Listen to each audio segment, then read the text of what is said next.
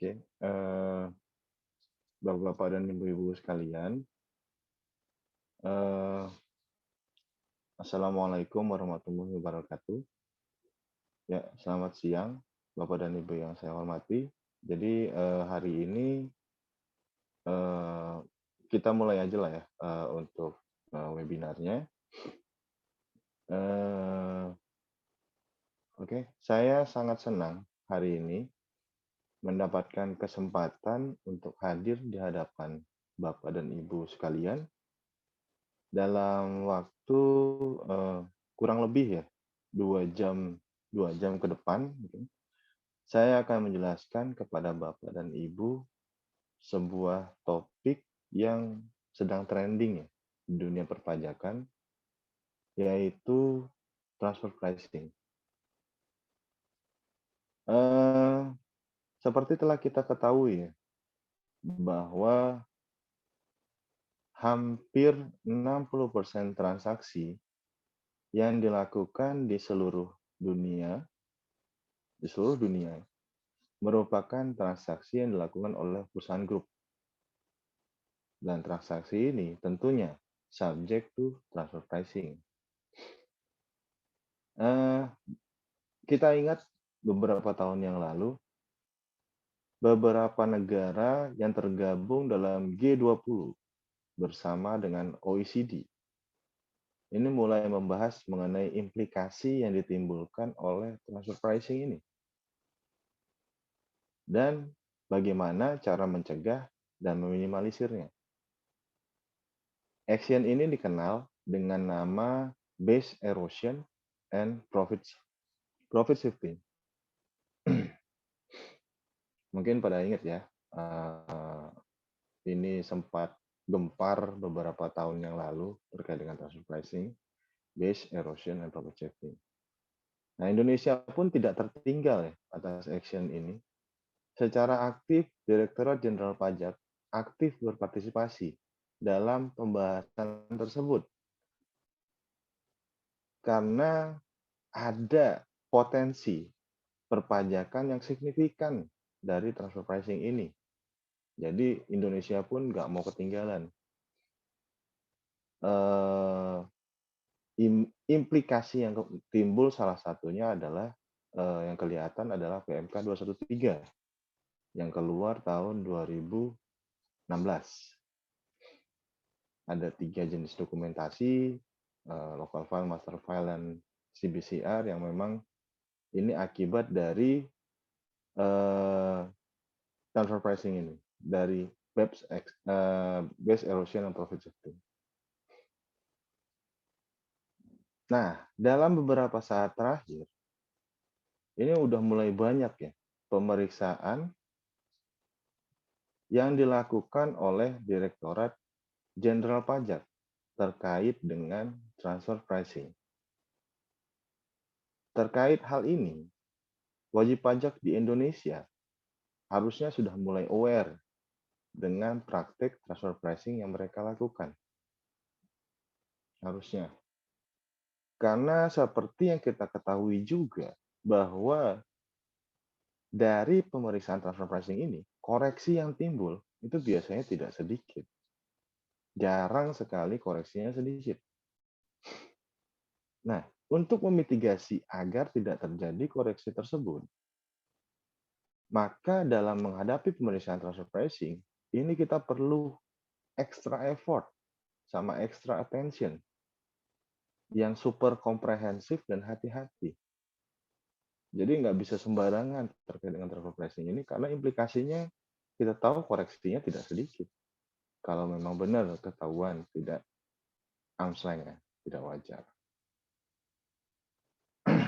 Nah, hari ini kita akan membahas bagaimana strategi yang perlu dilakukan agar dapat menghadapi pemeriksaan transfer pricing dengan komprehensif, efektif, dan efisien. Di akhir presentasi, Bapak dan Ibu akan mendapatkan gambaran mengenai langkah-langkah apa saja yang perlu dilakukan, dikoordinasikan, serta dipersiapkan untuk menghadapi pemeriksaan. Dengan demikian, resiko koreksi atas posisi transfer pricing yang perusahaan Bapak dan Ibu terapkan itu dapat diminimalisir atau dimitigasi. Gitu. Setelah presentasi, saya akan memberikan waktu untuk Bapak dan Ibu bertanya melalui fasilitas chat di Zoom. Namun saya harap selama proses presentasi pertanyaannya disimpan terlebih dahulu. Gitu.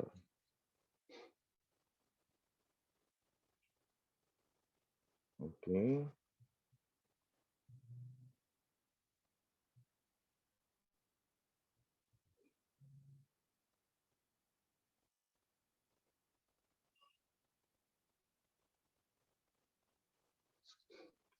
Oke.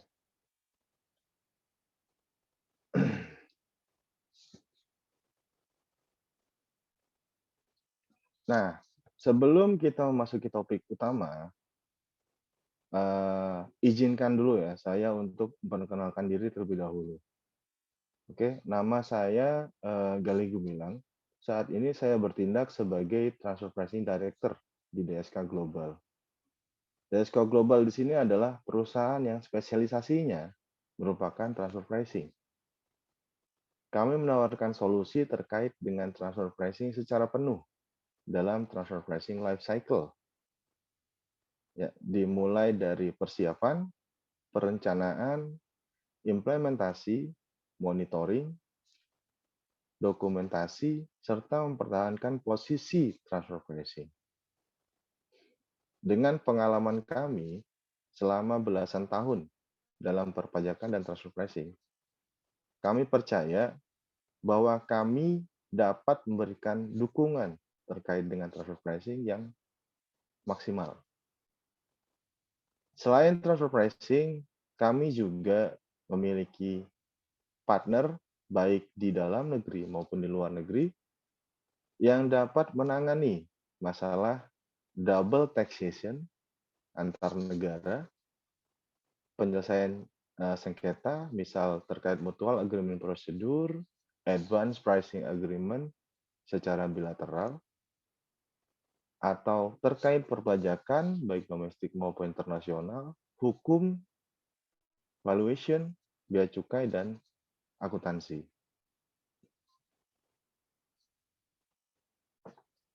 Oke, ini sedikit ya tentang saya dan partner. Saya pernah bertugas di Direktorat Jenderal Pajak selama 10 tahun kurang lebih. Sebelum akhirnya memutuskan untuk lulus dari DJP. Di Direktorat Jenderal Pajak, hampir sebagian besar saya berkutat di dunia transfer pricing.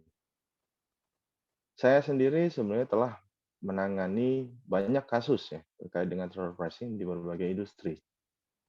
Saya juga pernah menangani permohonan terkait MAP, Mutual Agreement Procedure, dan Advanced Pricing Agreement tentunya di sisi otoritas.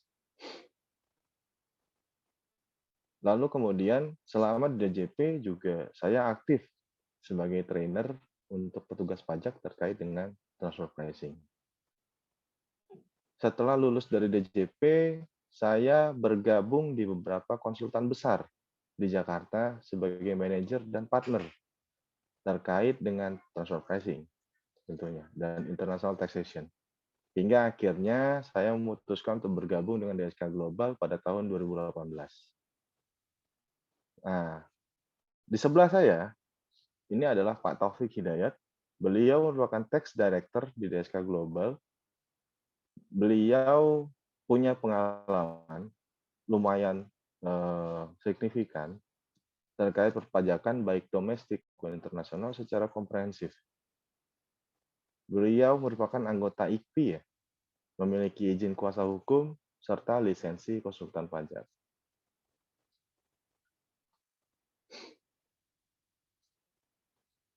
Tadi saya sampaikan bahwa kami dapat memberikan solusi terkait dengan transfer pricing secara menyeluruh dalam life cycle transfer pricing. Nah, ini adalah solusi pertama yang dapat kami sediakan, yaitu transfer pricing internal audit. Apa itu transfer pricing internal audit? Transfer pricing internal audit adalah jasa yang mencakup penelitian dan pemeriksaan terhadap transfer pricing perusahaan, posisi transfer pricing perusahaan. Di dalamnya termasuk itu kebijakan, proses, sistem, dan orang-orang terkait, key management people. Jadi jasa ini akan memberikan solusi ya kepada perusahaan Bapak agar dapat memitigasi resiko terkait dengan transfer pricing yang mungkin terjadi ke depannya. Jadi ini semacam pemeriksaan sebelum dilakukan pemeriksaan oleh Direktur Jenderal Pajak. Jadi sebelum sampai diperiksa, kami akan mengidentifikasi dan memahami terlebih dahulu potensi resiko apa yang akan timbul jika diperiksa. Dan dari hasil identifikasi tersebut, kami akan memberikan saran bagaimana cara mitigasi risiko tersebut, apakah perlu diperbaiki atau lain sebagainya. Seperti itu. Lalu selanjutnya adalah jasa untuk dokumentasi. Dokumentasi ini seperti kita ketahui merupakan tools ya, salah satu tools yang diperlukan sebenarnya untuk menghadapi pemeriksaan transfer pricing. Cuma untuk bisa berguna sebagai tools, tentunya si dokumentasi ini harus cukup dan komprehensif, tentunya agar bisa digunakan dalam untuk mempertahankan posisi transfer pricing perusahaan. Nah, di sini kami menawarkan solusi ya terkait dengan dokumentasi yang cukup dan komprehensif tersebut. Kenapa kami bisa menawarkan solusi tersebut? Karena kami punya pengalaman yang signifikan dan kami percaya kalau pendekatan yang kami lakukan itu akan menghasilkan posisi yang kuat dan dapat memitigasi risiko terkait dengan transfer pricing. Seperti itu. Lalu selanjutnya adalah mengenai transfer pricing dispute resolution. Tadi udah internal audit, dokumentasi, kemudian dispute resolution. Solusi yang kami tawarkan selanjutnya adalah ini. Jasa ini akan memberikan dukungan ya, kepada perusahaan dalam merespon, kemudian melakukan analisis tambahan jika dibutuhkan, dan diskusi dengan petugas pajak terkait transfer pricing tentunya. Kami punya pengalaman yang signifikan yang saya jelaskan tadi, yang dapat membantu klien untuk memanage sengketa terkait transfer pricing, sehingga dapat meminimalisir tentunya sanksi atau bunga ya, jika kita bisa memanage sengketa tersebut. Atau jika ingin menghindari sengketa, ada juga opsi yang namanya advance pricing agreement yang dapat memberikan kepastian ya terkait dengan transfer pricing. Opsi ini bisa dapat dipilih jika yakin, misalnya jika yakin transaksi yang Bapak dan Ibu posisi transfer pricing Bapak dan Ibu telah sesuai dengan prinsip kewajaran dan kewajiban usaha. Oke, demikian sedikit perkenalan ya dari DSK Global. Jika ada pertanyaan lebih lanjut, nanti dapat menghubungi kembali kami. Nah, sekarang kita akan masuk ke topik utama terkait dengan strategi pemeriksaan transfer pricing.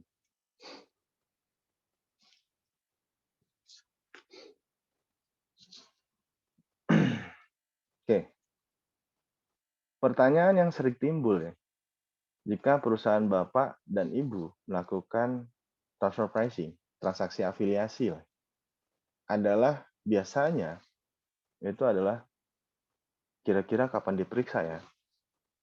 Atau, wah, jangan sampailah perusahaan diperiksa. terkait dengan transfer pricing. Karena banyak yang mengerti bahwa transfer pricing ini adalah gray area, not exact science, dan sebagainya, sehingga banyak yang takut terkait transfer pricing ini. Wajar tentunya, tapi Bapak dan Ibu tahu bahwa transfer pricing ini merupakan prioritas utama ya, salah satu prioritas utama dalam isu perpajakan internasional. Kita lihat tahun-tahun terakhir ini banyak sekali perusahaan yang mulai diperiksa terkait transfer pricing. Apalagi dengan adanya pandemi ini, banyak sekali perusahaan-perusahaan yang mengalami kerugian yang bisa jadi dicurigai akan adanya praktik transfer pricing di situ. Ya kan? Kenapa negara akhirnya sangat agresif, mulai agresif terkait dengan transfer pricing ini? Karena kita tahu pasar sekarang ini udah tidak mengenal batas wilayah, ya kan? Digital ekonomi udah melanggar batas wilayah tersebut, bebas sekarang ini, bisa diakses dari manapun. Selain itu bisnis juga semakin terintegrasi. Nah, dengan adanya hal-hal seperti itu, tentunya akan berdampak ya, akan memiliki dampak terhadap penerimaan pajak negara. Praktek profit shifting ini akan lebih mudah. Praktek profit shifting akan lebih mudah. Tentunya berdampak terhadap berapa tax base untuk setiap negara. Tentu dengan demikian, setiap otoritas pajak itu akan berusaha agar tax base di negaranya itu tidak tergerus, kan, dengan salah satunya praktik transfer pricing. Sehingga kemungkinan besar, dan kita sudah lihat juga buktinya bahwa banyak perusahaan yang mulai diperiksa. Jadi kemungkinan besar perusahaan yang melakukan praktek transfer pricing, transaksi afiliasi lah, akan diawasi dan diperiksa agar dapat memastikan tidak terjadinya penggerusan tax base tadi. Apalagi kita sadar bahwa ekonomi turun, namun penerimaan pajak juga tetap harus ada targetnya. Jadi mau nggak mau, Direktur Jenderal Pajak harus mengeluarkan effort yang lebih agar bisa mencapai target penerimaan tersebut. Nah, dengan hal demikian, namanya pemeriksaan itu tinggal nunggu aja ya, tinggal nunggu giliran kalau saya bilang. Untuk itu, pertanyaan yang sebenarnya harus ditanyakan adalah bukan kapan diperiksa, bukan jangan sampai diperiksa, tapi adalah harusnya pertanyaannya adalah apakah perusahaan Bapak dan Ibu itu siap untuk menghadapi pemeriksaan transfer pricing? Jika perusahaan dan Bapak dan Ibu siap, Bapak dan Ibu tidak akan khawatir kapanpun perusahaan Bapak dan Ibu diperiksa, karena tentunya Bapak udah yakin, Bapak dan Ibu sudah yakin dengan posisi transfer pricing perusahaan. Seperti itu.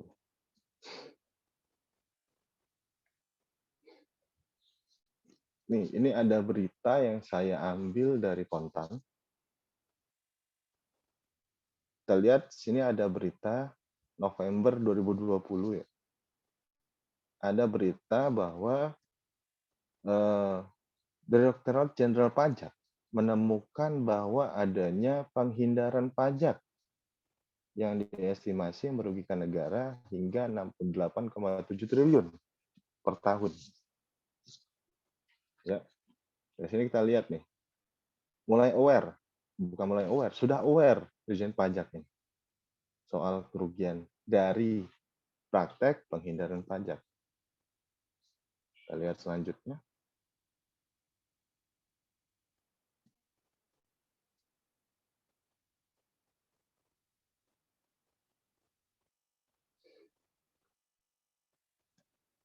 Di sini ada laporan ya dari Tax Justice.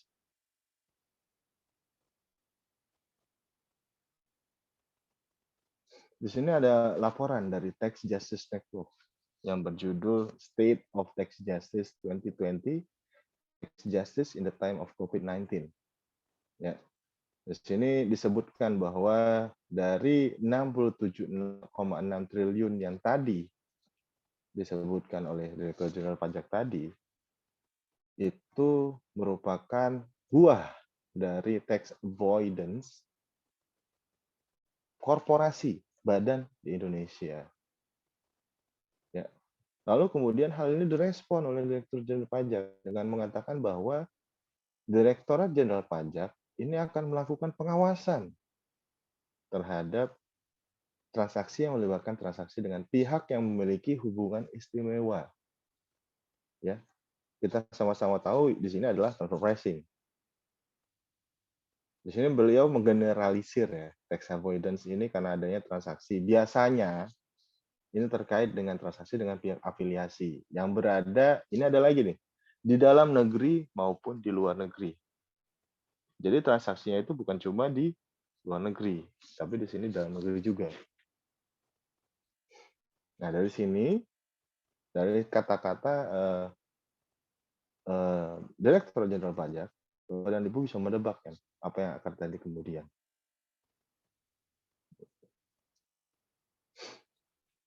Nah, tentunya dengan adanya hal seperti ini, pastinya Ditjen Pajak ini pasti akan meningkatkan pengawasan. Direktorat Jenderal Pajak akan meningkatkan pengawasan dan penelitian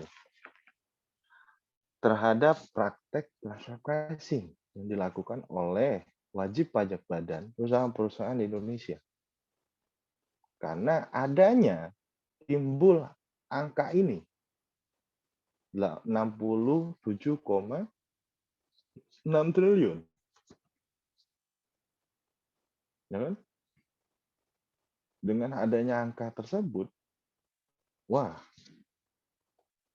yakin peningkatan pengawasan dan penelitian pasti akan lebih gencar. Pengawasan penelitian akan lebih gencar. Seperti itu. Ini salah satu contoh. Ada Forum Nasional Transfer Pricing. Sebenarnya ini sudah dilakukan per tahun ya. Dari 2019 atau 2018 saya lupa pastinya. Cuma ini digelar secara rutin dan kemudian tujuannya itu adalah agar para petugas pajak ini mulai aware, lebih aware ada transfer pricing. Dan juga dengan adanya forum nasional ini, knowledge terkait dengan transfer pricing tentunya akan semakin ditingkatkan. Ya, level permainannya bukan hanya di saya perkirakan kemungkinan tidak akan bermain di level yang level di bawah-bawah lagi lah. Pasti akan mulai meningkat playing of field-nya.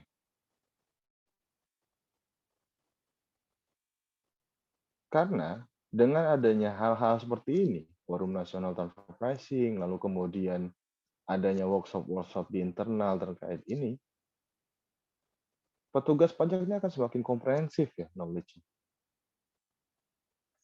Nah, dengan adanya hal seperti ini, tentunya Bapak dan Ibu sebagai wajib pajak, sebagai perusahaan harus ikut berpacu, Pak. Agar analisis transfer pricing Bapak dan Ibu ini lebih komprehensif.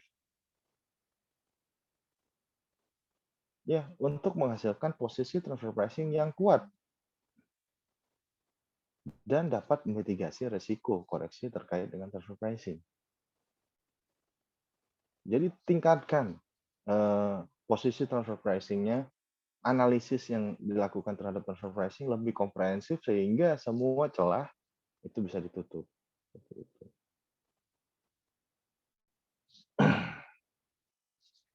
Nah, ini ada contoh. Satu contoh dari yang terjadi akibat koreksi ya terkait dengan transfer pricing. Starbucks Belanda itu melakukan pembayaran royalti kepada perusahaan grup di Inggris. Lalu kemudian Starbucks Belanda juga membeli biji kopi ya dari perusahaan grup di Swiss. Ini kasus nyata dan dampaknya jika posisi transfer pricing dilakukan tidak kuat, kalau saya bilang. Oke. Lalu kemudian, singkat cerita, otoritas pajak Belanda itu mencurigai bahwa transaksi yang dilakukan oleh Starbucks tersebut tidak sesuai dengan arm's length principle. Ya. Untuk itu, kemudian otoritas pajak Belanda melakukan pemeriksaan transfer pricing terhadap transaksi yang dilakukan oleh Starbucks dengan pihak afiliasi.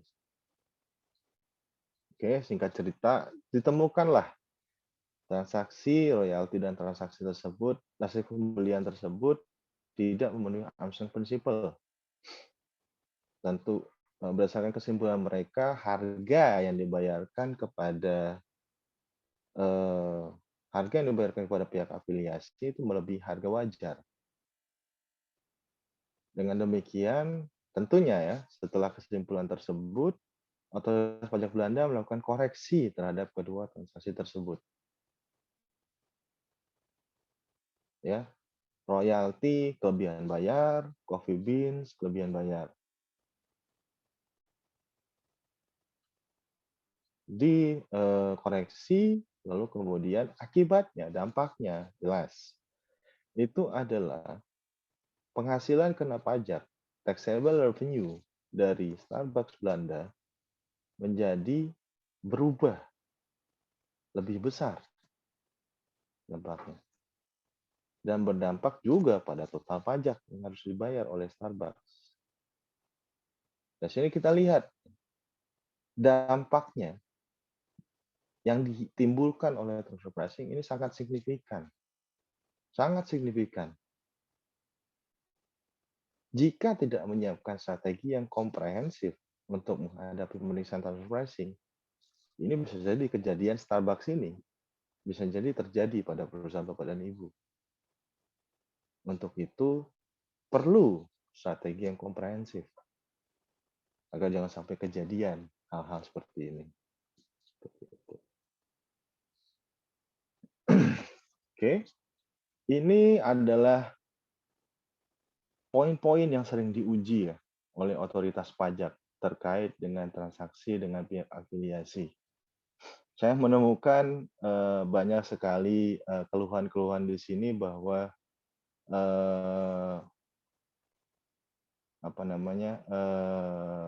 petugas pajak banyak meminta terkait dengan ini, lalu kemudian melakukan koreksi karena diyakini bahwa transaksi afiliasi tersebut tidak wajar.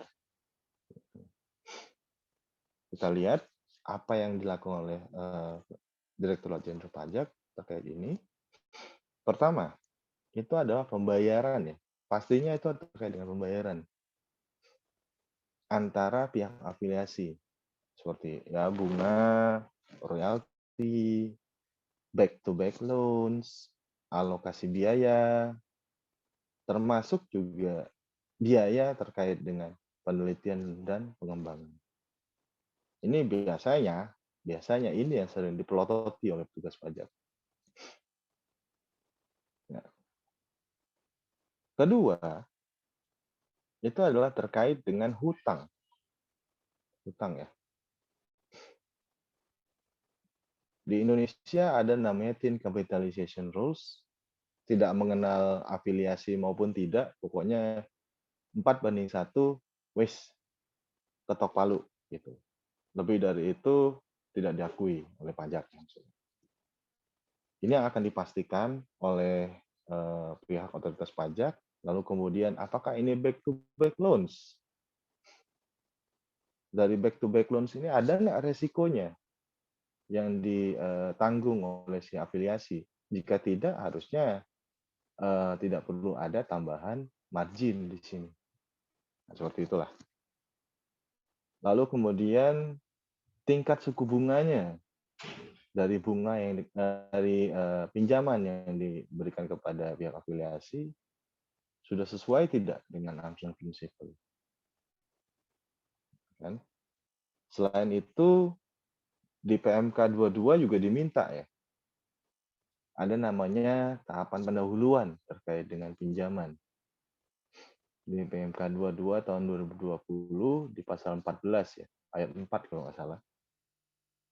Diminta untuk melakukan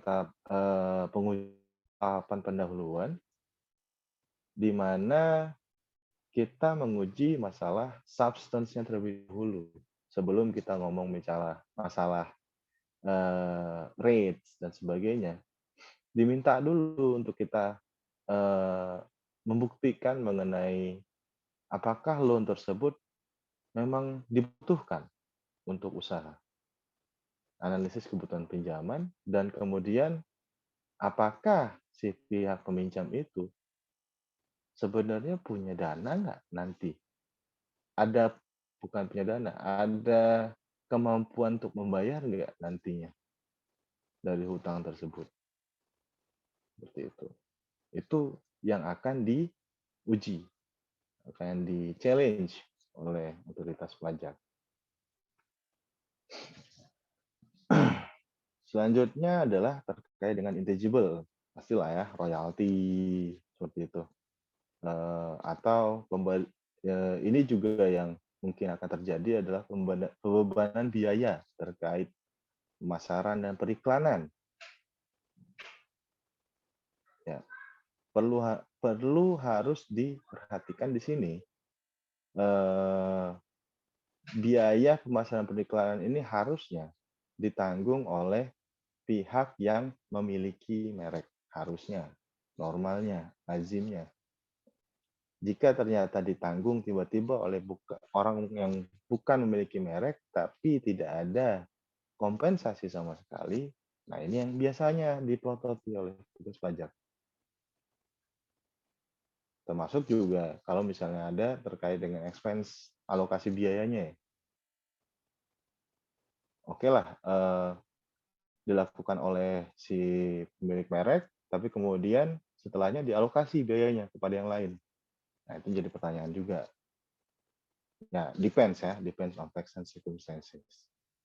Lalu kemudian technical assistance versus know-how. Ini juga know-how, technical assistance, atau royalty free agreements. Ada dengan adanya menanggung mengenai promosi brands and trademarks, ada biasanya kompensasi yang diberikan adalah royalty free. Sebagai contoh ya. Tapi sebenarnya apakah wajar seperti itu atau tidak? Ya itu yang harus biasanya di-challenge oleh petugas pajak. Lalu selanjutnya adalah mengenai intercompany management fees. Ini sering sekali kejadian mengenai manajemen fees. Biasanya yang terjadi terkait dengan manajemen fees ini adalah wajib pajak itu tidak bisa menunjukkan dokumentasi pendukung. Ya, ini terkait dengan karena dalam manajemen fees, intra-group service, ini di PMK 22 pun dipersyaratkan adalah sebelum menguji berapa nilai wajarnya, harus dulu kita perhatikan substance-nya. Apakah sudah di-render atau belum, buktinya apa, lalu kemudian benefitnya apa. Nah, untuk pengujian pendahuluan ini perlu adanya supporting documentation berupa misalkan kontrak, deliverables, apa biasanya contohnya email kayak atau tiketing, permintaan atau apapun itu. Dan misalkan ada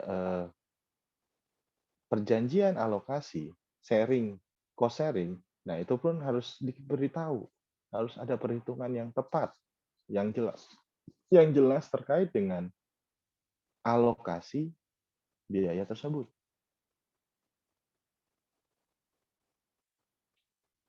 Nah, ini semua biasanya diminta nih oleh petugas pajak. Nah, kalau misal banyak ditemukan bahwa wajib pajak itu tidak bisa menunjukkan dokumen tersebut. Jadilah kemudian sengketa. Seperti itu.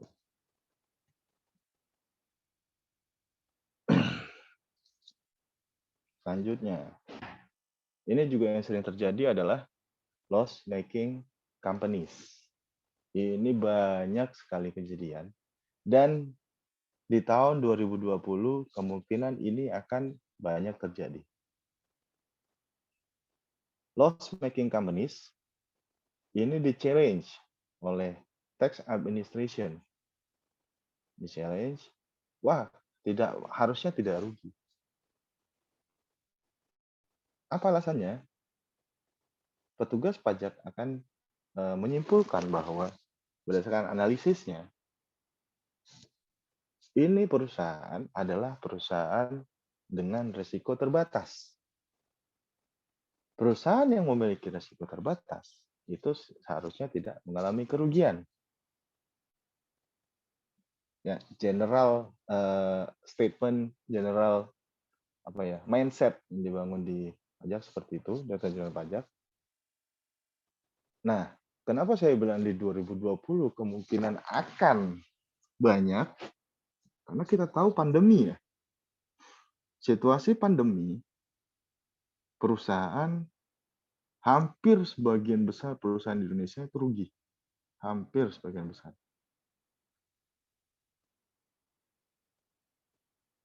Tidak ada, menurut saya, tidak ada insentif terkait transfer pricing sampai dengan saat ini. Sepengetahuan saya ya. Mungkin ada terkait dengan pajak-pajak tertentu, tapi khusus untuk dengan insentif profit, stabilitas terkait dengan transfer pricing itu tidak ada. Nah, jika ditemukan lalu kemudian di-challenge oleh petugas pajak dengan mengatakan bahwa perusahaan Bapak dan Ibu adalah perusahaan dengan resiko yang terbatas dan kemudian ditemukan rugi, maka bisa saja di situ terjadi koreksi. Karena tadi pemahamannya adalah perusahaan dengan risiko terbatas itu tidak tidak boleh rugi. Gitu. Keempat, ini terkait dengan keenam ya, keenam. Keenam adalah terkait dengan pembanding yang dipilih oleh wajib pajak. Ya, terkait dengan produk yang berbeda atau negara yang berbeda atau fungsi yang berbeda.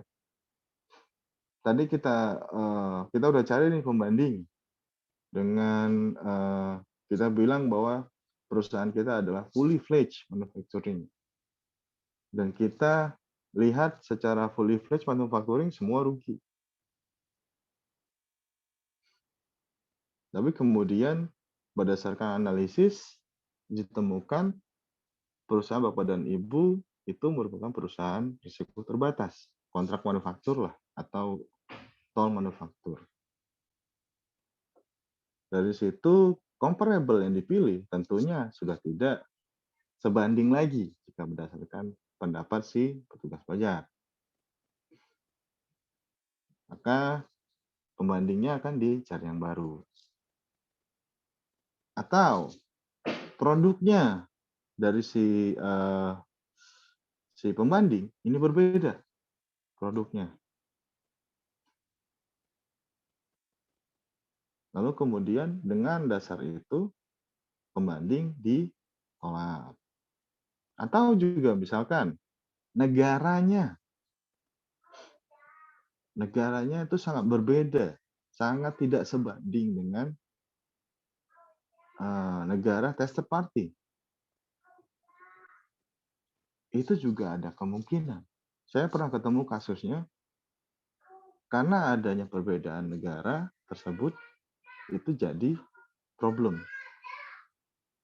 Seperti itu. Padahal kan biasanya kita, let's say, tester party Indonesia, lalu kemudian pembanding kebanyakan mungkin dari Jepang, Korea misalkan gitu ya. Dulu ya, mungkin dulu tidak jadi masalah. Tapi kemudian saya pernah menemukan bahwa perusahaan dari negara Jepang ini tidak sebanding dengan Indonesia. Karena contoh kondisi ekonomi,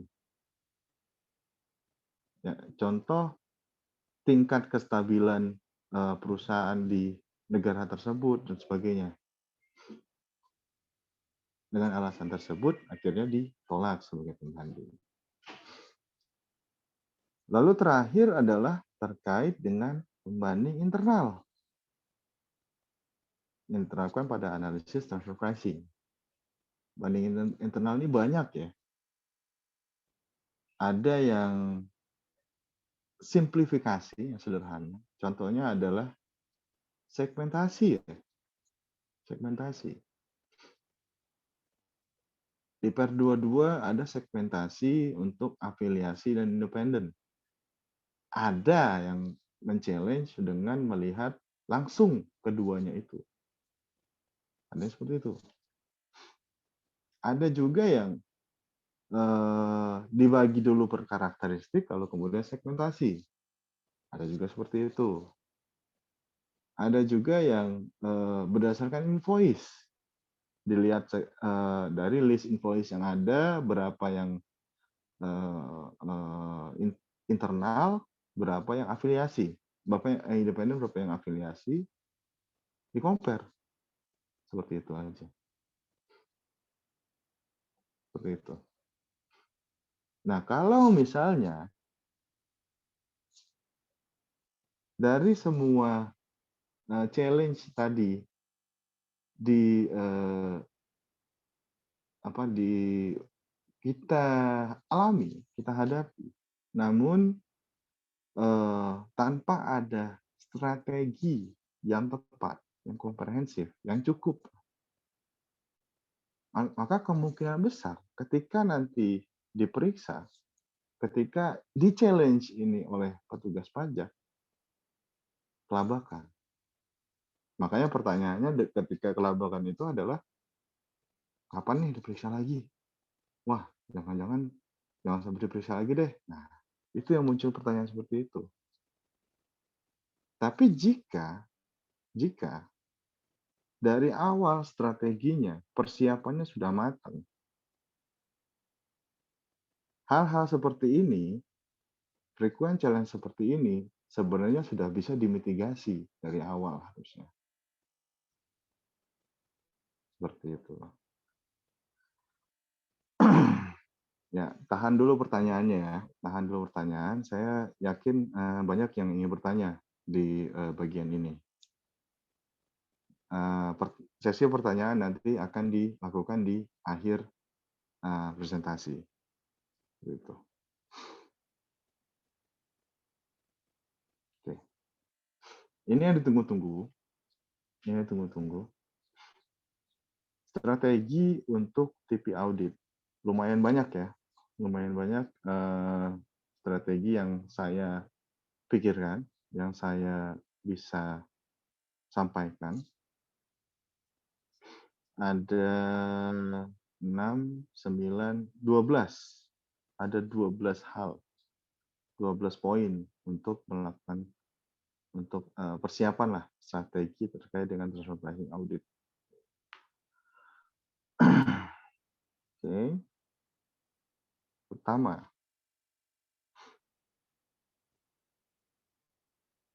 conduct a transfer pricing audit health check, assess and understand. Ya, kita teliti lebih dahulu, kita tinjau, kita pahami terlebih dahulu. Sebelum diperiksa, pahami dulu. Kita tinjau terlebih dahulu kesehatan dari posisi transfer pricing kita. Ya, karena dengan seperti ini kita bisa dapat apa ya, pandangan ya, perspektif terlebih dahulu,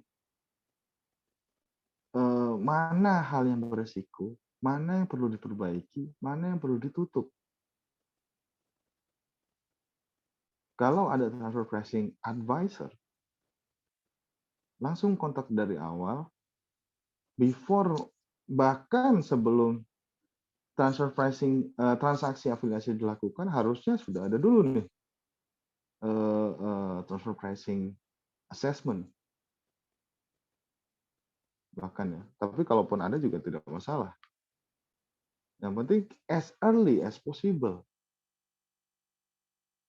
Sebelum ada pemeriksaan, akses dulu, tinjau si transfer pricing, si transaksi afiliasinya ini ada risiko apa enggak? Udah cukup atau enggak dokumentasinya? Kebijakannya, prosesnya, sistemnya, dan orang-orang terkait, fungsi aset dan risiko terkait transaksi afiliasi ini udah pas belum? Itu yang harus disiapkan. Jadi tahu risikonya seperti apa, kemungkinan pemeriksa akan tuju, kita udah tahu di awal kan.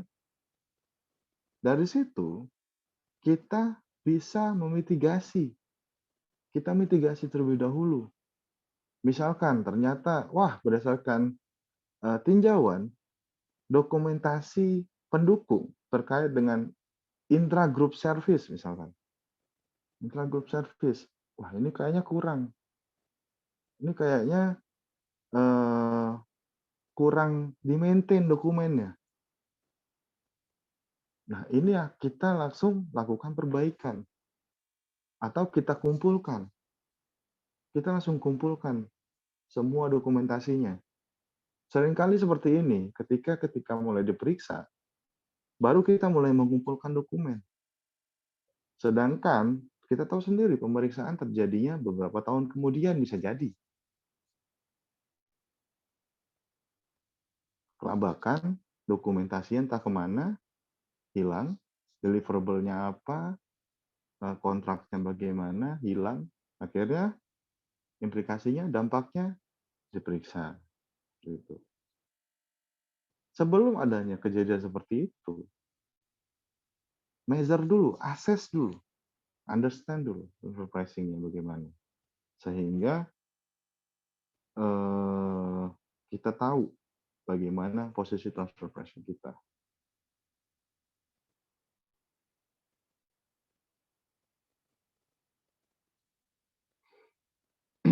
Ya, meskipun ternyata sudah ada transfer pricing audit, ya, meskipun sudah dimulai, tapi tidak ada salahnya. Karena namanya transfer pricing audit bisa jadi tahun depan juga akan dimulai. Akan dimulai lagi maksud saya. Terulang lagi.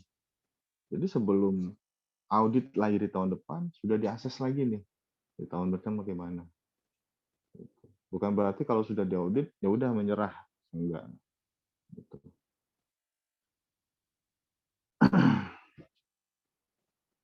Oke. Lalu kemudian,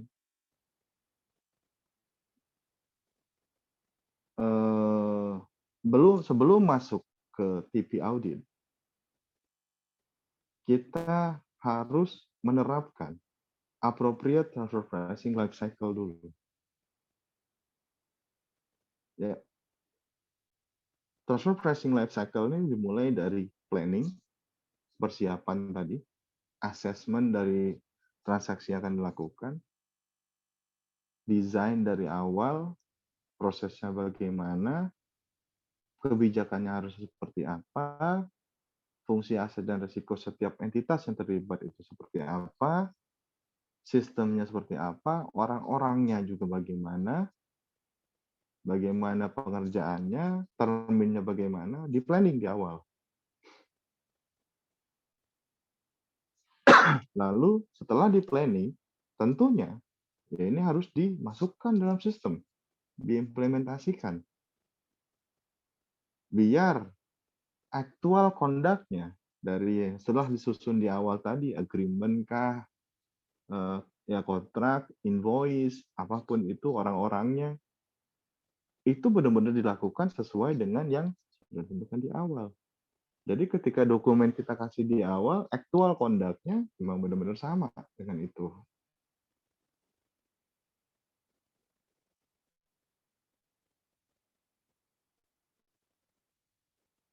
Setelah itu, kemudian lakukan dokumentasi terkait dengan apa yang telah dilakukan. Itu udah reversing life cycle ya. Lalu terakhir, defend. Terus saja muter kayak gitu. Setiap ada transaksi afiliasi dan setiap tahun.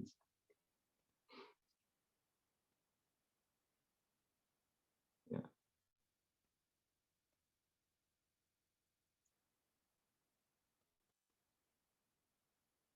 Nah, di awal juga, setelah kita tahu nih, misalkan setelah di-assess di awal, kita pahami si posisi transfer pricing kita. Lalu kemudian temukan bahwa kita ini tidak mungkin ke depannya ada sengketa. Di awal langsung evaluate aja, langsung persiapkan. Ada nggak dispute resolution option lain yang bisa dilakukan? Atau kita udah persiapan dari awal, ini harus mutual agreement prosedur. Ini tidak bisa diperbaiki, ya udah kita minta yang diafiliasi harus ada corresponding adjustment, misalkan seperti itu. Atau lakukan advance pricing agreement untuk mengunci ya, mencari kepastian terkait dengan harga tersebut. Atau terakhir litigasi, seperti pada umumnya. Tapi dengan kita menentukan ini di awal, kita langsung bisa nentuin dokumen apa aja yang harus dipersiapkan di awal. Jangan sampai nanti kelabakan. Gitu.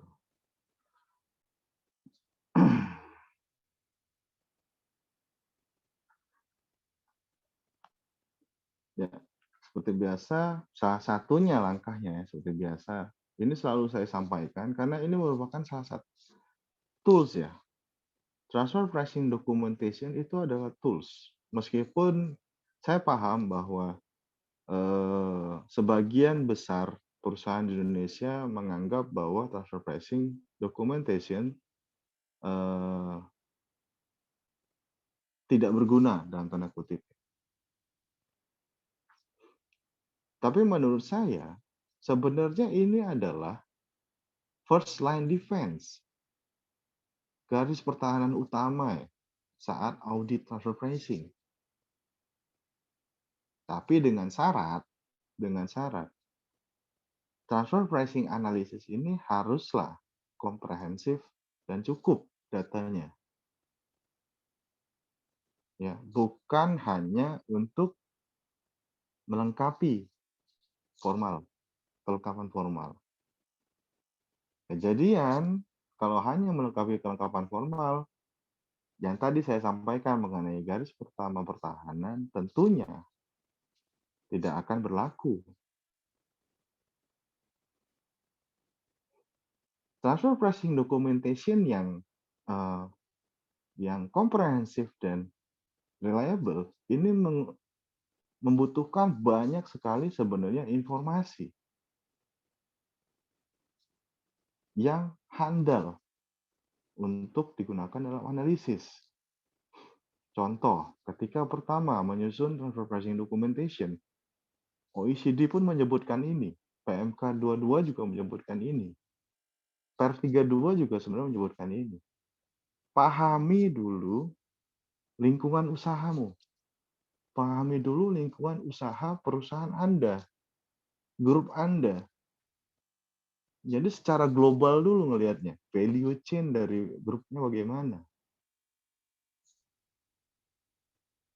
Dari situ baru ngerti bagaimana proses bisnisnya, bagaimana transaksi afiliasinya. Lalu kemudian bedah satu-satu transaksinya.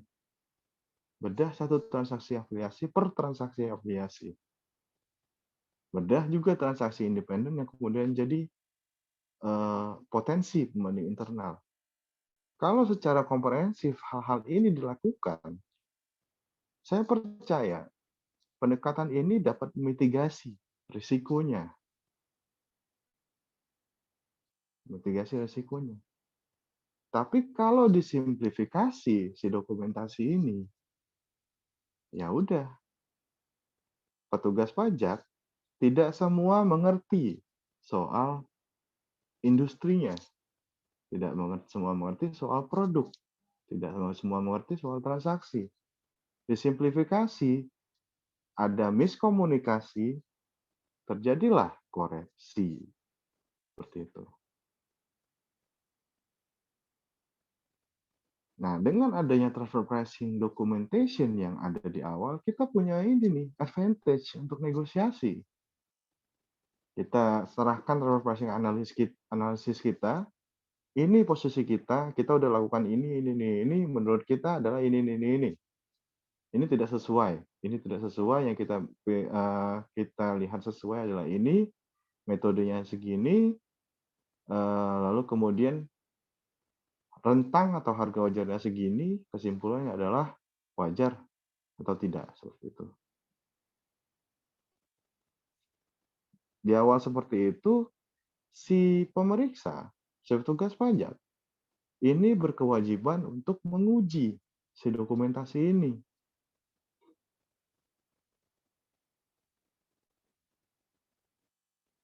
Dengan begitu, kita punya advantage nih di sini kan. Kalau nggak ada dokumentasi ini, ya udah, administratif pajak ngitung sendiri, analisis sendiri. Dan yang namanya analisis sendiri, itu bisa ngambil dari internet, dari mana. Yang ngerti bisnis itu tetap aja si wajib pajak. Yang ngerti bisnis itu perusahaan. Dengan waktu yang sempit untuk pemeriksaan, saya tidak yakin pemeriksa akan bisa paham secara menyeluruh mengenai transfer bisnis dari perusahaan. Akhirnya simplifikasi. Dengan simplifikasi, keluarlah koreksi. Lalu kemudian mencak-mencak, wah dokumentasi tidak berguna dan sebagainya. Kalau ada dokumentasi juga tidak akan berguna dan sebagainya gitu. Gitu ya. Jadi robust transfer pricing documentation, comprehensive transfer pricing documentation penting. Kenapa? Karena ini adalah first line defense bagi taxpayer, bagi perusahaan. Ya. Tapi jangan asal jadi TP-Doc-nya. Ya. Dan juga transfer pricing documentation ini bukan one and done ya istilahnya. Ya udah buat sekali, ya udah itu buat nanti ke depan-depannya. Tahun depan ya pakai itu lagi, tahun depan pakai itu lagi. Update aja gitu. Update aja. Enggak seperti itu sebenarnya.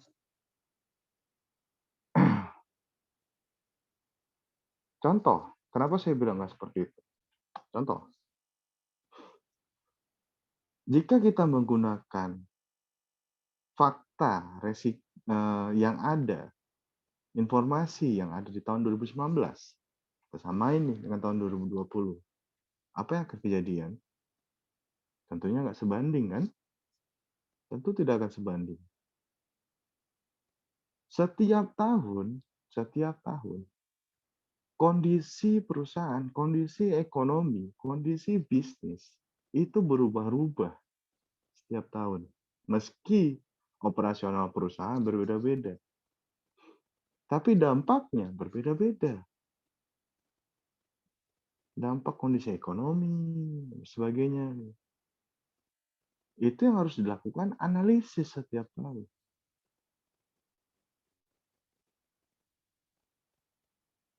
Harus dilakukan analisis dan harus dipastikan bahwa analisis tersebut komprehensif sehingga ketika pun nanti diperiksa, ya jangan sampai nanti cherry picking nah ujungnya.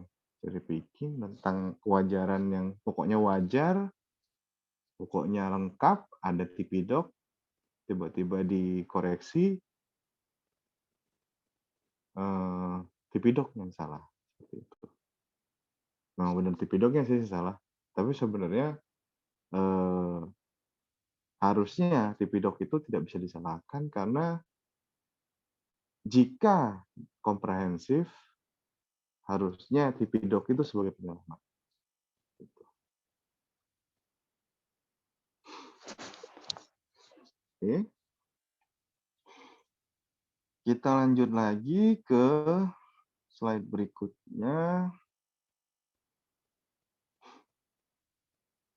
Ya, ini jadi ketika mulai ada SP2 ya istilahnya, surat perintah pemeriksaan. Pertama-tama yang harus dilakukan itu adalah understand the audit environment. Pahami dulu lingkungan terkait pemeriksaan ini.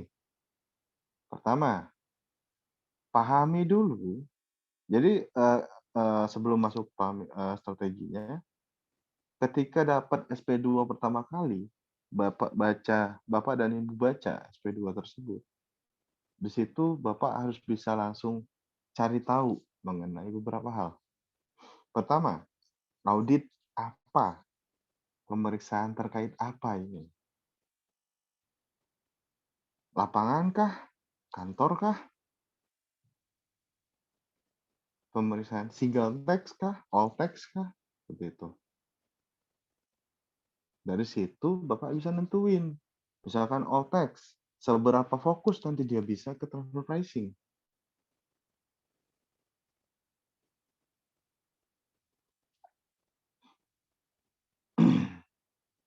Lalu kemudian cari tahu jika mungkin ya background dari anggota pemeriksaan. Tim pemeriksa itu cari tahu background-nya. Seberapa familiar mereka dengan transfer pricing? Seberapa familiar mereka dengan industri? Jika ternyata tidak familiar dengan transfer pricing, maka penjelasannya pun harus lebih spesifik, lebih komprehensif, lebih enak lah dibuat, user friendly kalau istilah di komputer ya, sehingga yang tidak paham juga mengerti. Tapi kalau misalnya sudah paham, nggak apa-apa kita ngomong soal cara kita berkomunikasi juga kita ngomong soal yang teknis-teknis, yang ilmiah, advance dan sebagainya, oke, tidak masalah. Nah itu, jadi kita bisa menyesuaikan komunikasinya. Lalu kemudian seberapa familiar dia dengan industri kita. Kalau misalnya dia nggak familiar, ajarin dulu, edukasi dulu, Pak. Industri kita tuh kayak gini, Pak. Yang berpengaruh di industri kita ini seperti ini. Itu ada di Tipidok, di bagian ini. Ini kita jelaskan, Pak, gini. Kalau dia nggak ngerti. Tapi kalau dia nggak ngerti, itu lebih enak. Cuma kita jelasin impact-nya. Beberapa hal yang menjadi yang berdampak terhadap bisnis kita. Lebih enak ngobrolnya.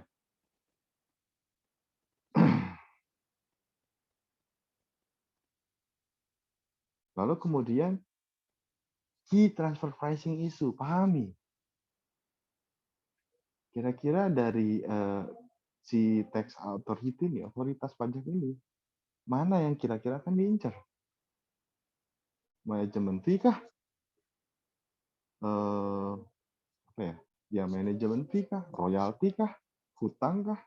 Pembelian penjualan kah? Nah, dari situ kita dari yang sudah kita planning di awal, kita assess dan sebagainya, kita bisa langsung fokus, resource-nya langsung kita fokuskan ke situ.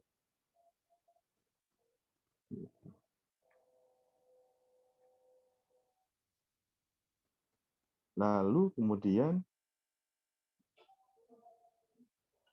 kita sepanjang nanti auditnya, nah di sini kita harus bisa pahami kira-kira ujungnya bagaimana nih. Ya memang ada, kita tidak menafikan bahwa ada beberapa pemeriksa yang apa ya? Saya bilang pokoknya koreksinya sekian menutup diskusi, jalur diskusi dan sebagainya. Nah kalau seperti itu sudah tahu dari awal, sudah tahu seperti itu ya harus dipikirkan dispute resolution-nya bagaimana, apa yang mau dilakukan nih, mutual agreement prosedur kah? Dari situ kita udah bisa paham. Gitu. Nah, selama proses audit berlangsung, langkah selanjutnya itu adalah minta kepada global atau regional manajemen dukungan.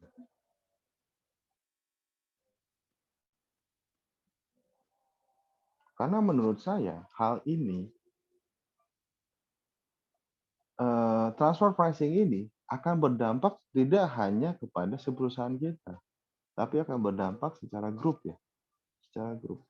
Sehingga harusnya global atau regional tax atau transfer pricing team harusnya menunjukkan dukungannya di sini.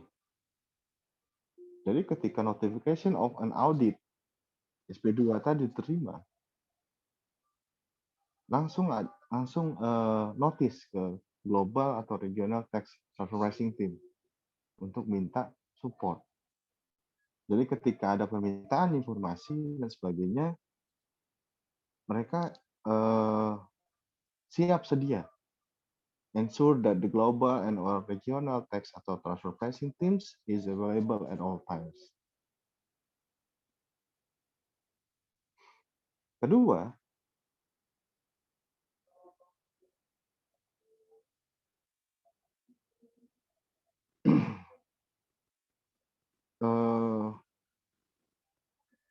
meskipun global regional tax transfer pricing available at all times, tapi kan yang nanti akan terus berkomunikasi dengan si tax auditor, tim, examination team, itu adalah lokal manajemen, perusahaan Bapak dan Ibu di Indonesia. Nah, ini jadi maksud saya bukan hanya based on request, information request, seharusnya global atau regional transfer pricing team ini sudah ngasih pedoman terlebih dahulu, petunjuk terlebih dahulu. Kita ngasih tahu nih kepada global regional management support, sepertinya ini akan fokus di sini, di sini, di sini. Nah, si global regional management support harusnya udah bisa ngasih nih informasi guidance, kira-kira penjelasannya informasinya seperti apa.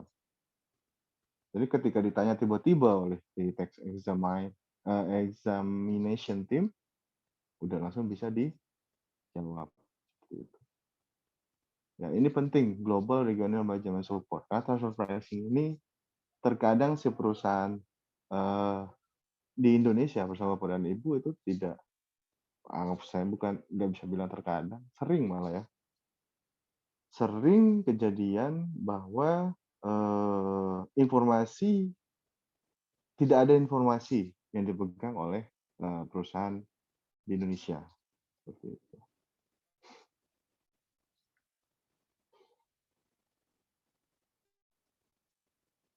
Oke. Lalu selanjutnya adalah prepare a transfer pricing audit defense file. Filingnya ya. Jadi tadi udah documentation, TP documentation dan sebagainya. TP documentation kan hanya memberikan ya, memberikan bahwa ini ada bukti ini ada bukti ini, substansinya apa, benefitnya apa. Cuma nanti ketika pemeriksaan pastinya akan diminta buktinya ya, buktinya. Nah, ini harus dilakukan secara proaktif. Jangan jangan ketika diminta baru ada. Jangan. Sebisa mungkin dari awal, dari yang ketika assess lah di awal itu, kita udah bisa nih maintain dokumen tersebut. Sehingga ketika diminta pun nggak apa ya, nggak pusing, nggak kelabakan seperti itu.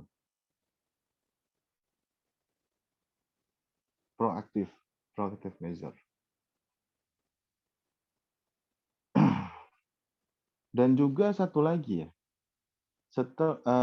local management team, tax team lah ya, tax team di di Indonesia, Bapak Ibu lah, Bapak Ibu yang terkait dengan transfer pricing, ini harus bisa nge-briefing ya,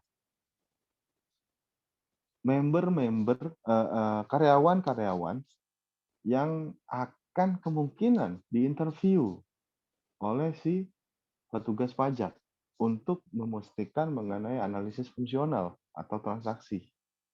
Nah ini informasinya harus inline. Informasinya harus inline. Jangan sampai nggak konsisten. Yang A ngomong B, yang B ngomong C, yang D ngomong E gitu. Udah ada briefing dulu di awal. Sehingga informasinya konsisten. Gitu. Lalu kemudian carefully monitor information request and submission. Ya. Jadi information request tadi dan submission-nya juga itu harus dimonitor secara carefully. Kenapa? Karena untuk dipastikan bahwa semua dokumen yang kita kasih itu memang sudah diterima dan tidak ada yang kelewat. Nah, sebaiknya agar kita juga mudah untuk men-tracking-nya ya, untuk memonitornya, minta semuanya itu dalam bentuk tertulis agar kita bisa monitor dengan lebih mudah. Kita punya buktinya ya. Permintaannya apa aja, dengan begitu dari situ yang apa yang kita submit dan sebagainya ketahuan. Gitu.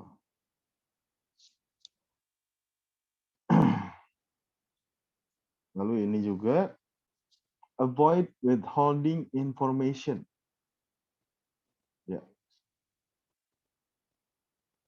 Jangan pernah eh, jangan pernah menahan informasi, menahan informasi yang ada.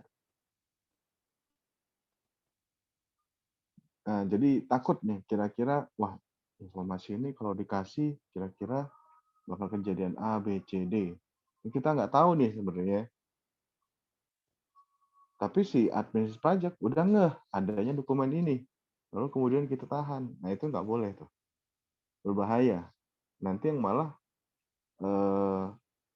larinya adalah pemeriksaan secara jabatan karena dokumen tidak cukup dan sebagainya.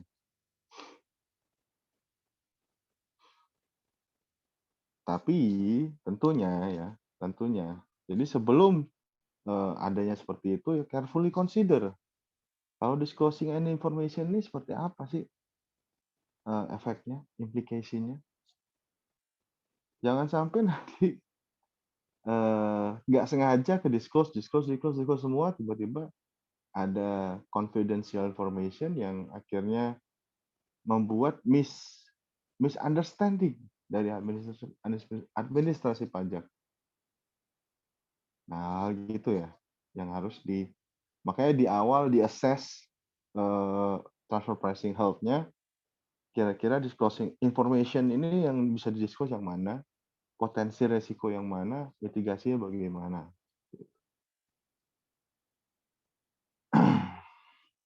Lanjut, avoid delayed response. Ya, seperti kita tahu, contohlah untuk dokumentasi harga transfer Tipidoc. Kalau ternyata telat dari yang sudah ditentukan oleh PMK 213, ini bisa dianggap bahwa kita tidak menerapkan prinsip kewajiban usaha atau tidak wajar. Gitu. Makanya dengan di awal sudah kita assess hold-nya tersebut, transfer pricing hold-nya, kita udah tentuin dokumennya apa, jadi ketika ada permintaan juga kita tinggal prepare letter dan sebagainya, tinggal kirim. Jadi semua sudah tertata dibandingkan harus kelabakan ketika minta ini baru disiapin. Gitu. Akhirnya telat dan malah tidak dianggap.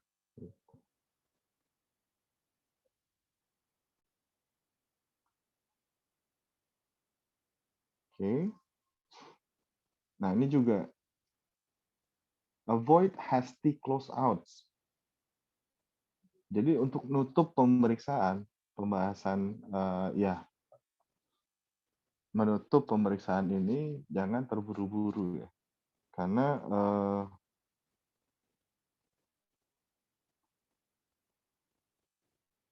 jika ternyata planningnya, jika ternyata sengketanya belum,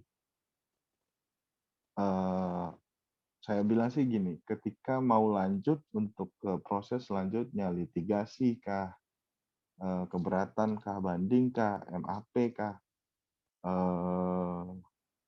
ya MAP kah, peninjauan kembali,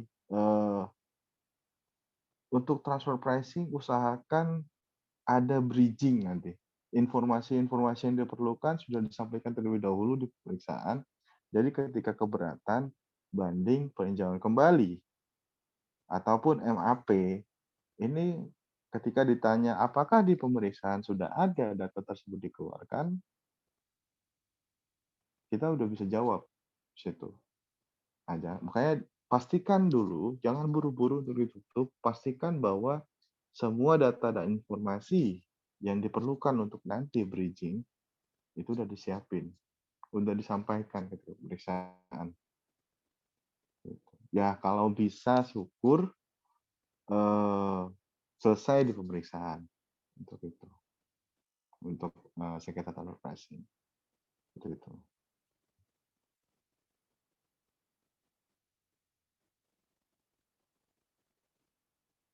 Oke, ini hampir sama dengan sebelumnya. Post assessment option, jadi ketika sudah ketahuan ini kira-kira si tax audit bakal oke apa enggak ke depannya, di sini kita udah bisa pastikan langkah selanjutnya itu adalah seperti apa. Apakah MAP dan sebagainya, MAP, banding, keberatan dari awal. Cuma pastikan tadi informasi seluruhnya sudah disampaikan di pemeriksaan. Jadi selanjutnya ada bridging-nya nih. Ketika misalkan di pengadilan hakim nanya udah disampaikan belum di ketika pemeriksaan? Sudah Pak, gini sebagainya. Jadi sengketanya akan lebih smooth untuk ke depannya seperti itu. Gitu.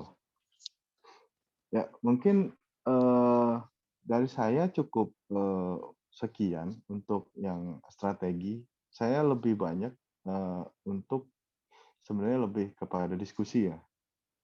Jadi dari Bapak-bapak dan Ibu-ibu, jika punya pertanyaan, silakan sampaikan di chat. Jadi kita bahas bersama-sama di sini di apa namanya webinar ini. Silakan jika ada pertanyaan.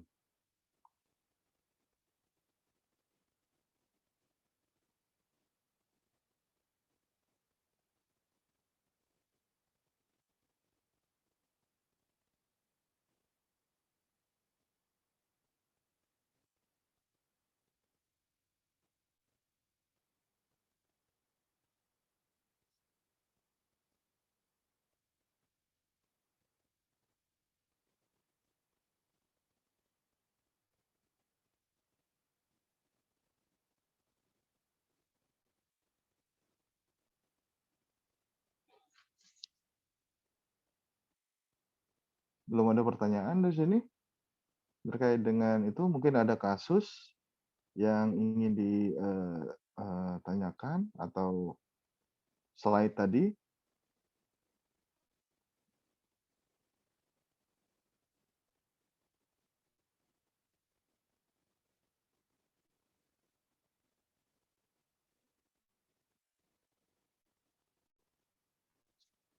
Baik, jika tidak ada pertanyaan, mungkin, untuk, webinar hari ini saya akhiri. Nanti, jika ingin, mengakses, apa namanya, slide-nya untuk baca-baca lebih lanjut, silakan nanti saya upload di YouTube. Nanti saya share ke email Bapak dan Ibu masing-masing. Ya, ada yang bertanya nih.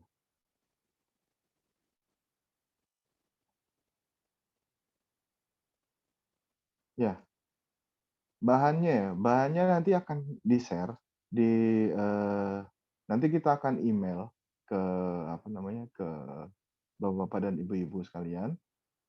Eee, dan untuk, presentasi yang saya lakukan, itu nanti akan saya upload di YouTube. Jadi, bisa ditonton lagi untuk ini, untuk, jika ingin mengulang kembali. Apakah ada lagi pertanyaan?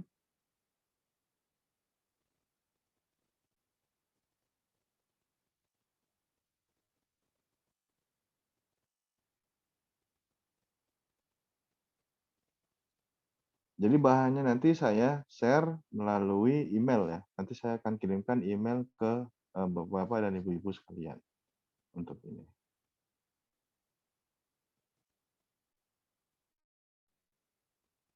Oke, jika tidak ada, mungkin saya akhiri webinar hari ini. Eee, jika ada pertanyaan lebih lanjut, kalau ada pertanyaan, baik.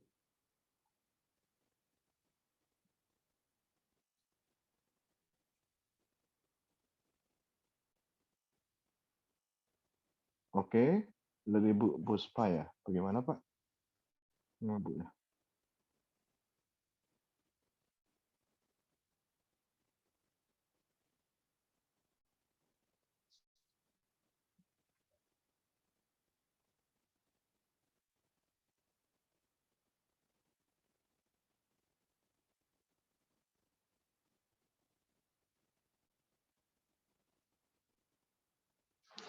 Oke, ini ada pertanyaan dari, Ibu Puspa Mega Miranti ya.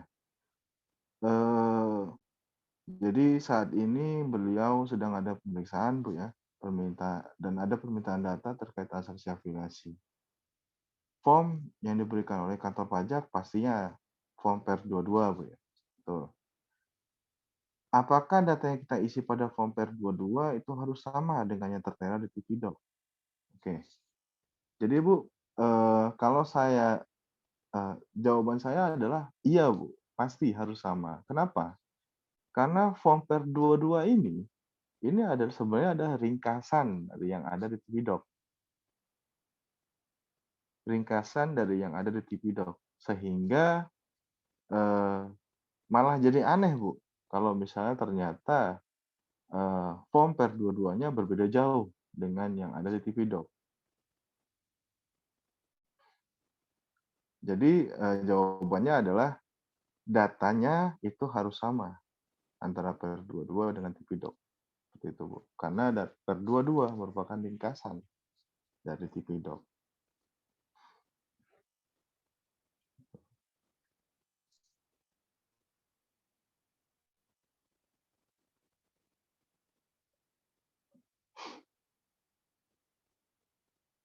Oke, ya. Jadi pertanyaan lanjutan lagi, Bu, ya. Ini saya lagi cari cara gimana caranya unmute, gimana caranya?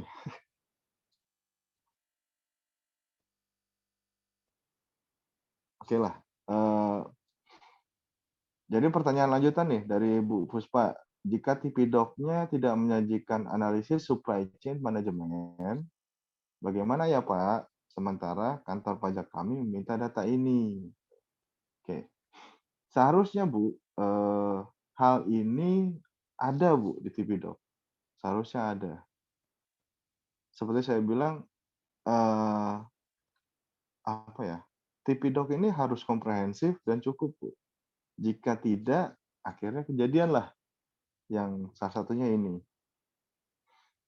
Eee, Mungkin bisa dilihat Bu, nanti Bu, di TV Doc, mungkin bisa dilihat. Saya nggak tahu, harus lihat dulu Bu sebenarnya TV Doc-nya seperti apa secara detail, tapi, mungkin Ibu bisa lihat TV Doc-nya, mungkin tidak secara eksplisit dijelaskan di situ Bu, mengenai supply chain, secara implisit kemungkinan ada Bu, contoh misalkan si grup A ini ngerjain apa, si grup B ngerjain ini, si grup C si afiliasi ini ngerjain apa gitu. Itu kalau dikumpulin jadi supply chain management. Nah dari situ itu untuk ngisi per dua-dua Bu, seperti itu.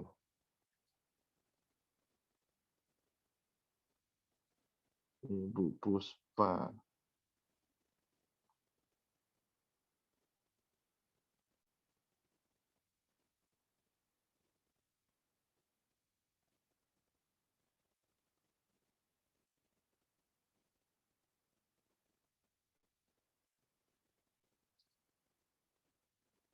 Oke, apakah ada lagi pertanyaan dari Bu, Puspa apakah cukup? Apakah ada pertanyaan lagi Bu?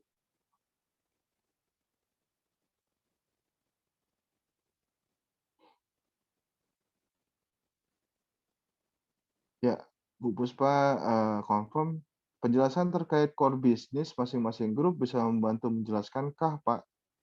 Karena per dua-dua harus mencantumkan laba bersih masing-masing grup. Ya. Oke, Bu.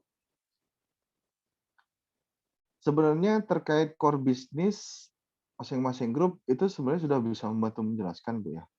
Nah, kalau untuk laba bersih tadi, sebenarnya ini kan untuk gambaran, Bu, ya. Eee, jadi di pihak afiliasi itu heeh, di pihak afiliasi itu, eee, ini harus hati-hati juga sih, Bu, sebenarnya dari apa, formulir per 22 ini, karena sebenarnya untuk per 22 supply chain management ini sebenarnya ya terkait dengan supply chain management di per 22, form itu ingin kita memberikan informasi per transaksi, Bu, ya, per transaksi. Jadi untuk transaksi misalkan, Ibu membeli dari, eee, A Singapore Ltd, PTI Ltd, beli berapa, beli barang apa, lalu kemudian nah dari transaksi tersebut si Singapura itu dapat berapa. Nah dari situ ketahuan Bu. Jadi dari supply chain management dari awal sampai dengan akhir, profit masing-masing yang diperoleh dari transaksi itu berapa. Nah kalau misalnya kita bicara di sini soal, entitas, ini akan nyaru Bu, bias. Biasnya di sini, bisa jadi ternyata misalkan Singapura punya fungsi yang lebih, bukan hanya jualan itu doang. Ternyata dia ada melakukan, transaksi lain. Dengan transaksi lain akhirnya laba dia menjadi lebih besar. Indonesia dilala cuma ada satu transaksi. Nah, kalau misalnya kita cantumkan dalam per 22 supply chain management tadi, seluruh entitas, ini kelihatan bias, Bu. Seolah-olah ada profit shifting yang kejadian dari si, Indonesia ke Singapura. Nah, ini harus hati-hati, Bu, untuk ininya. Laba bersih di sini adalah laba bersih transaksi, Bu, ya, bukan laba bersih, apa namanya, perusahaan, gitu.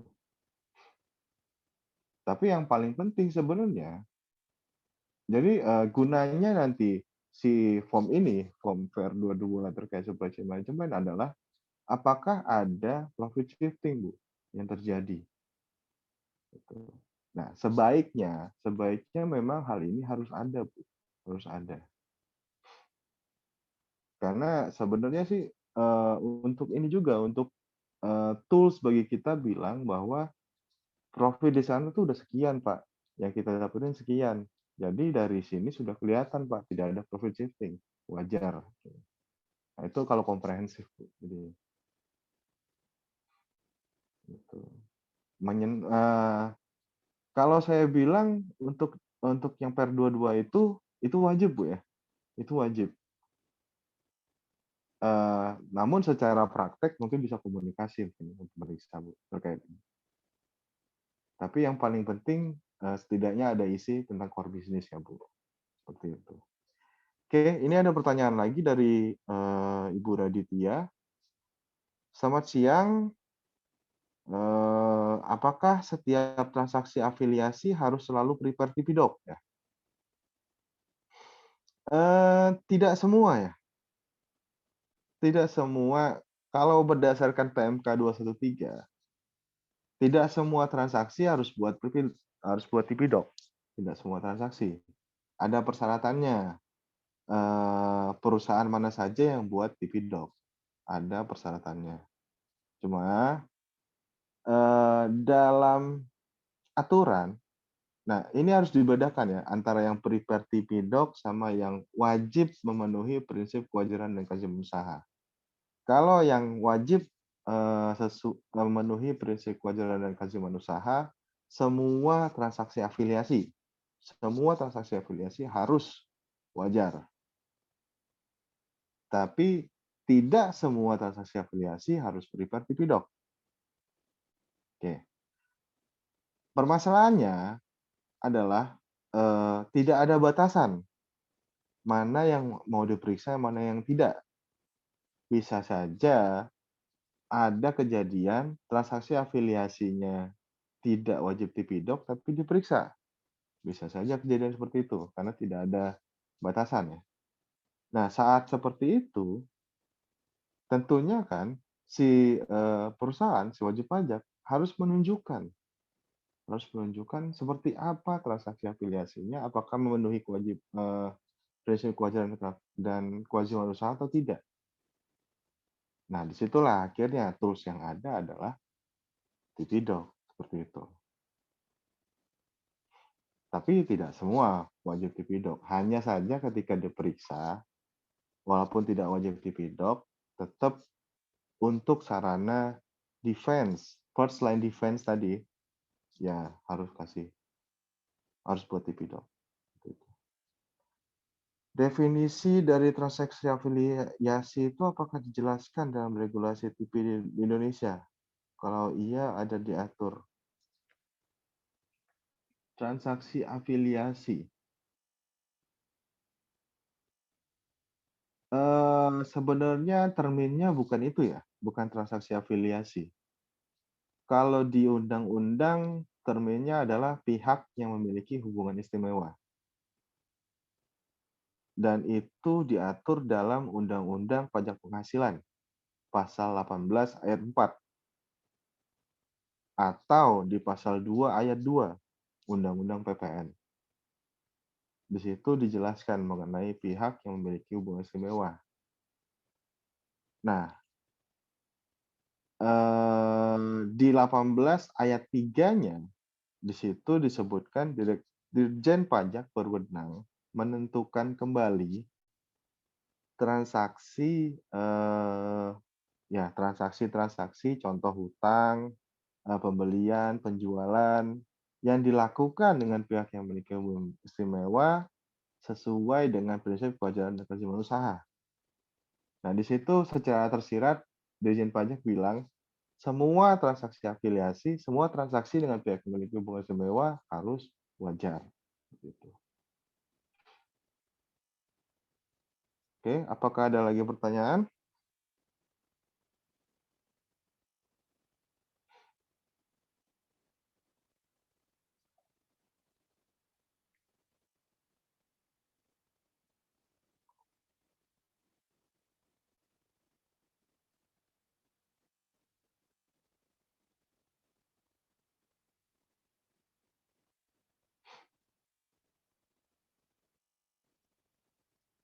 Oke, jika tidak ada, saya akhiri webinar hari ini. Jika ingin, apa namanya, konsultasi lebih lanjut, mungkin bisa langsung hubungi, saya saja. Ini saya sampaikan, nomor telepon di sini, eee, tanpa biaya ya, tanpa biaya. Jika mau diskusi silakan. Free consultation untuk, transfer pricing. Jika ingin bertanya silakan hubungi kami.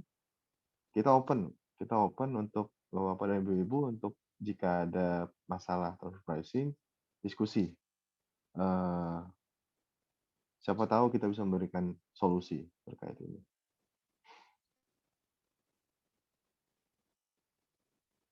Ya, oke. Nomornya nanti bahannya ini saya kirim kan, Mas? Ya, Pak, ya? Nanti saya kirim ke, email masing-masing. Bu ya? Ibu ya? Maaf.